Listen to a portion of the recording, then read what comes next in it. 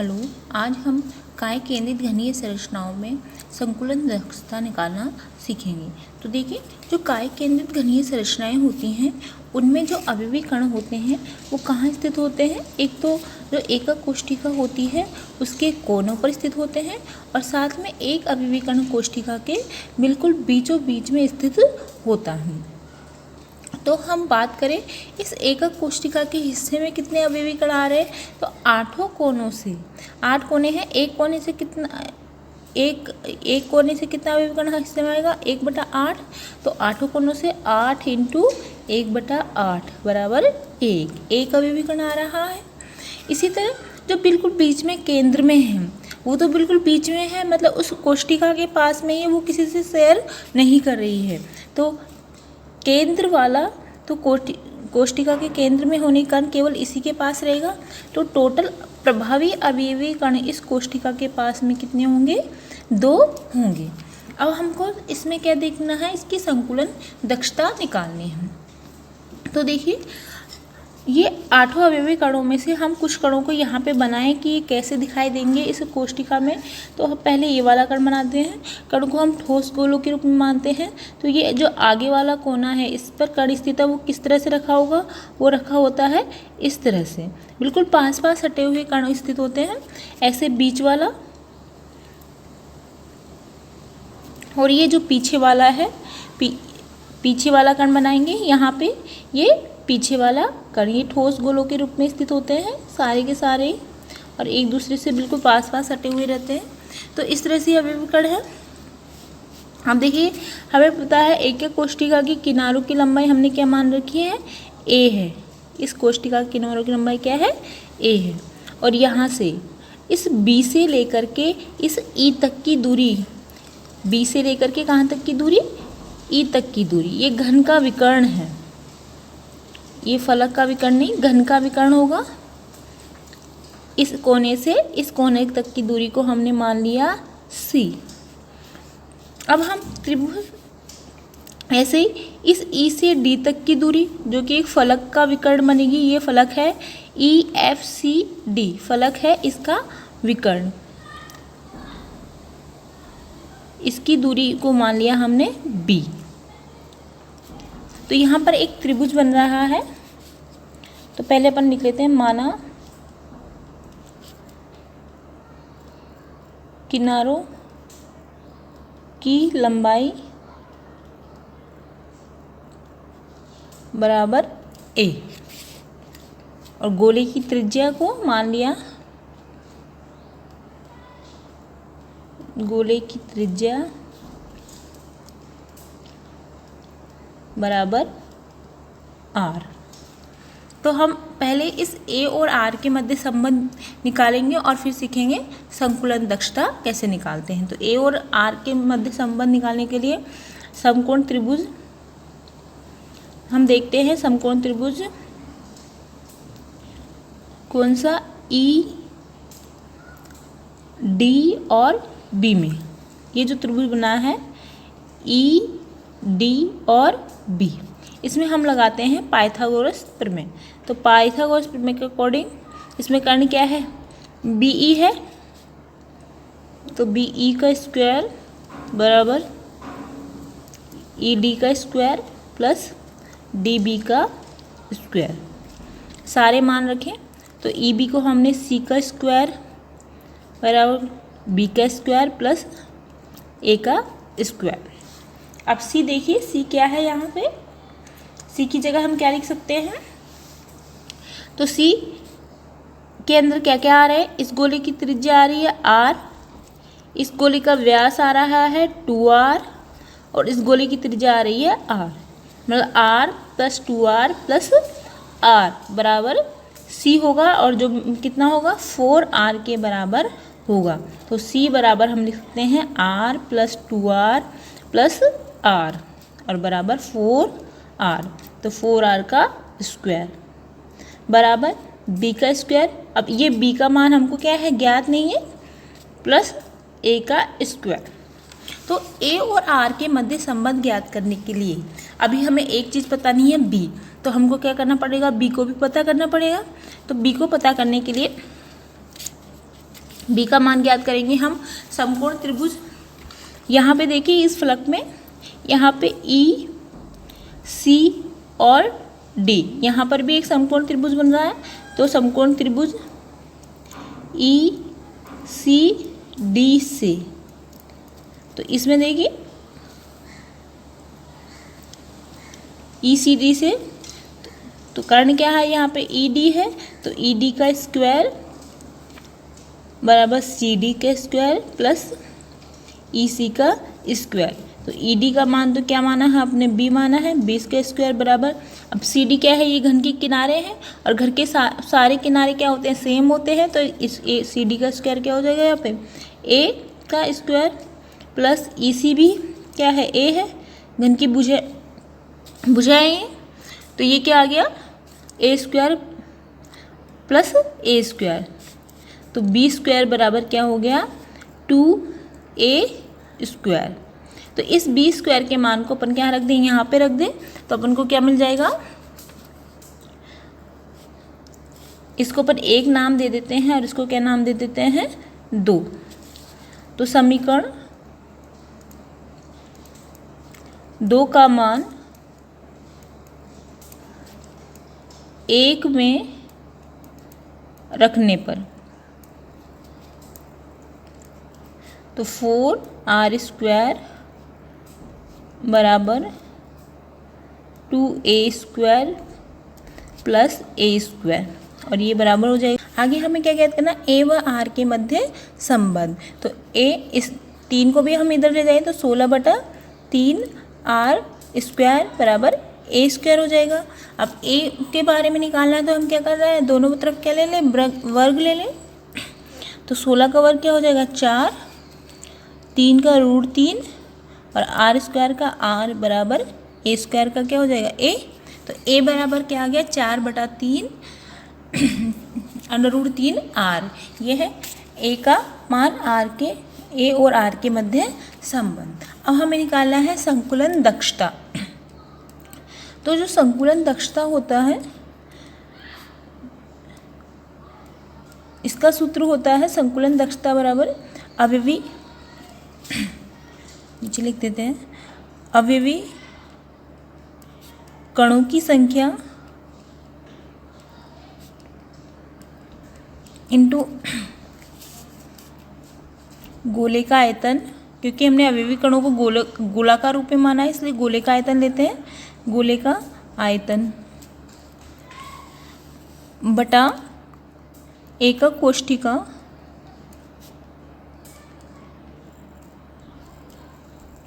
का आयतन इंटू 100। ये संकुलन दक्षता का फॉर्मूला है। इस फॉर्मूले में देखिए अवयवी कणों की संख्या तो हम बात कर चुके हैं, इसमें जो प्रभावी अवयवी कण होते हैं वो कितने होते हैं, 2। तो अवयवी कणों की संख्या अपन कितनी लिख देंगे, 2।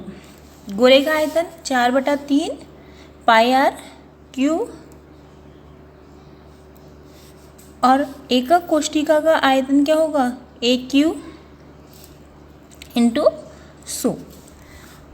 अब यहाँ पर जो A है इसकी जगह हम रख देंगे जो ये हमने A व R के मध्य संबंध निकाला था वो मान रख देंगे। तो 2 × 4/3 πr³ बटा 4 √3 r का क्यूब इंटू 100। अब इसको सोल्व करेंगे तो ये हो जाएगा 8/3 πr³ 64 3 √3 r³ इंटू 100। तो r³ से r³ कट जाएगा, 3 से 3 कट जाएगा, 8 से ये भी कट जाएगा और ये आ जाएगा √3 π/8 इंटू 100। अब पाई का मान होता है 3.142 और √3 का मान होता है 1.73 इंटू क्या बटे 8 इंटू 100। इसको अपन सोल्व करेंगे तो इसका मान आएगा 68%। अर्थात जो BCC होती है BCC की संकुलन दक्षता कितनी आ जाएगी? संकुलन दक्षता कितनी होती है? 68%। मतलब जो संरचना होती है उसका 68% भाग तो अवयवी कणों से घिरा होता है, बाकी शेष कितना रहा? तो शेष निकालने के लिए हम क्या करेंगे? 100 माइनस 68 और ये आ जाएगा 32%। तो कितना भाग शेष रहा? 32% भाग ही खाली रहता है, रिक्त रहता है BCC संरचना के अंदर। तो इसमें याद रखना है कि BCC की संकुलन दक्षता कितनी होती है? 68%। अब हम अगली कोष्टिका फलक केंद्रित कोष्टिका में संकुलन दक्षता निकालना सीखेंगे। तो आइए देखते हैं। तो देखिए FCC फलक केंद्रित घनीय संरचना जो हेक्सागोनल क्लोज पैकिंग होती है या फिर घनीय क्लोज पैकिंग होती है, क्यूबिक क्लोज पैकिंग, उनमें जो अवयवी कण होते हैं वो फलकों पर भी स्थित होते हैं। अर्थात हम कह सकते हैं कि SCP और CCP में कौन सी संरचना पाई जाती है? FCC पाई जाती है। तो आप या तो कह लीजिए HCCP, CCP या फिर SCC में संकुलन दक्षता। अब देखिए FCC या फलक केंद्रित घनीय संरचना का मतलब है कि अवयवी कण है वो कहाँ कहाँ हो? कोनों पर तो स्थित ही हो, और साथ में जो फलक होते हैं, घन के फलक होते हैं, उन पर भी उनके केंद्र में भी एक एक अवयवी कण स्थित हो। तो घन के 6 फलक होते हैं, प्रत्येक फलक में एक एक अवयवी कण पाया जाएगा। तो हम बात करें इस एकक कोष्टिका में प्रभावी अवयवी कणों की संख्या, तो कोनों से तो 1 कोने से 1/8, तो 8 कोनों से इंटू 8 बराबर 1। तो प्रभावी कण कितने आ गए? 1 आ गए। ये तो किससे आए? कोनों से। फलक से कितने मिलेंगे? तो देखिए जो एक कण है वो 2 कोष्टिकाओं के द्वारा शेयर होगा। जैसे ये नीचे वाला फलक है, इसमें ये कण स्थित है, तो ये कण इस कोष्टिका के साथ तो आएगा, साथ में नीचे वाली कोष्टिका के साथ में भी आएगा, मतलब आधा आधा हिस्सा आएगा दोनों का।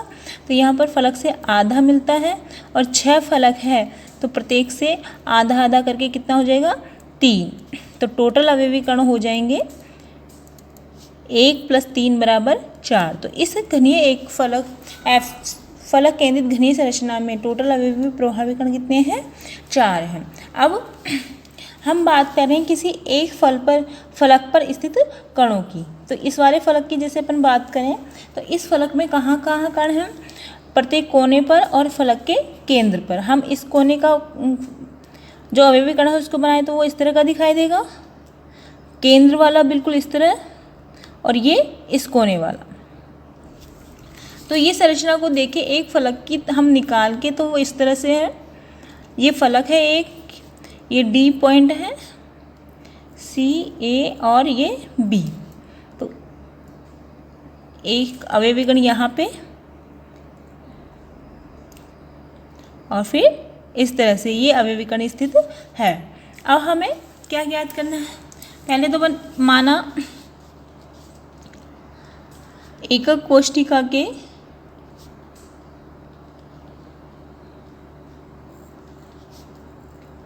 किनारों की लंबाई A, किनारों की लंबाई, इसके जो किनारे हैं उनकी लंबाई अपन ने कितनी मान ली? A है। सभी किनारों की लंबाई क्या है? A है।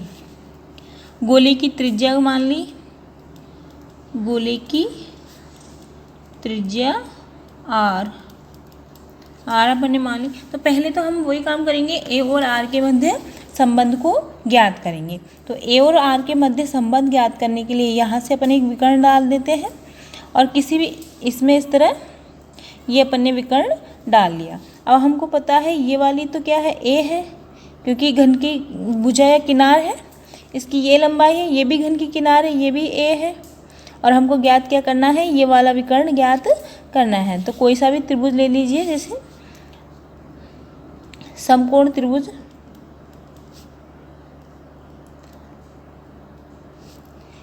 ACD में, तो AD का स्क्वायर बराबर CD का स्क्वायर प्लस AC का स्क्वायर। तो AD का स्क्वायर बराबर सी डी का कितना ए स्क्वायर प्लस ये भी ए स्क्वायर, तो ए डी का स्क्वायर बराबर कितना हो गया 2a स्क्वायर। तो ए डी बराबर कितना हो जाएगा √2a। अब देखिए जो ए डी है, ये ए डी की लंबाई हम देखें, ये तो ए था ही,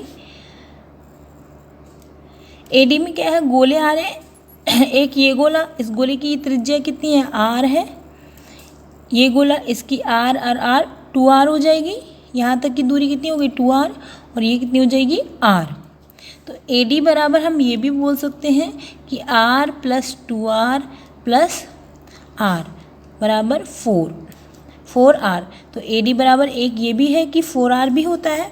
तो इस मान को, ए डी के इस मान को यहाँ पे रखने पर तो 4r बराबर √2a। तो a बराबर क्या हो जाएगा, इस √2 को इधर ले जाए तो 4r बटा √2, √2 a का मान आ गया।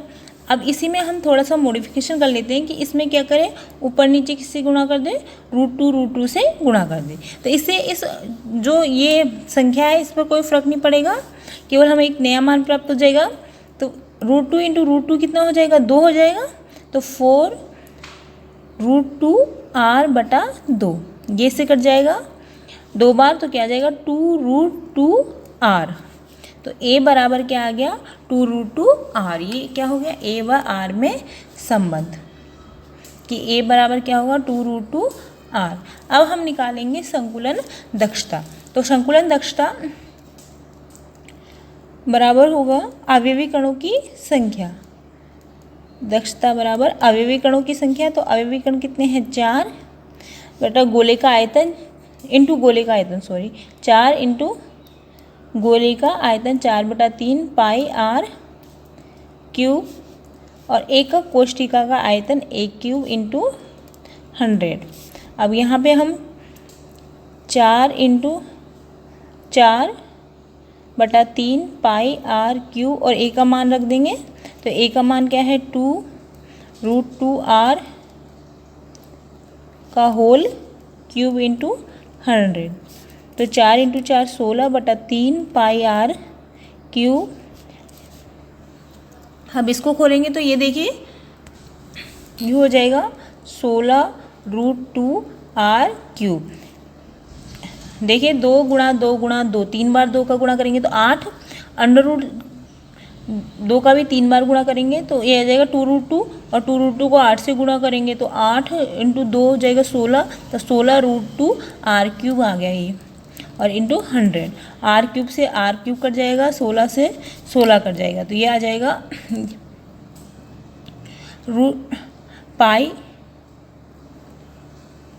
π/3√2 इंटू 100। और इसको अपन सोल्व करेंगे तो हम सोल्व करने पर 74%। तो संकुलन दक्षता कितनी आ गई, संकुलन दक्षता कितनी आ गई 74%। इसका मतलब है जो फलक केंद्रित घनीय संरचना है उनका जो भरा हुआ भाग है, अवयवी कणों से घिरा हुआ भाग कितना प्रतिशत है 74%। तो शेष कितना भाग रह गया, तो 100 - 74, और ये आ जाएगा 61, तो ये आ जाएगा 62 मान आ जाएगा, मतलब 26% भाग ही क्या रहता है, खाली रहता है। तो ये था संकुलन दक्षता। हम एक बार देखें, सभी जो एकक कोशिकाएं हमने पढ़ी है SCC, BCC और FCC, इनकी संकुलन दक्षता देखें। संकुलन दक्षता तो सबसे कम किसकी होती थी संकुलन दक्षता, SCC की, और वो कितनी थी 52.4%। तो जो SCC है इसकी संकुलन दक्षता थी 52.4%, BCC की 68%, और जो सबसे ज़्यादा किसकी होती है 74 FCC की संकुलन दक्षता होती है।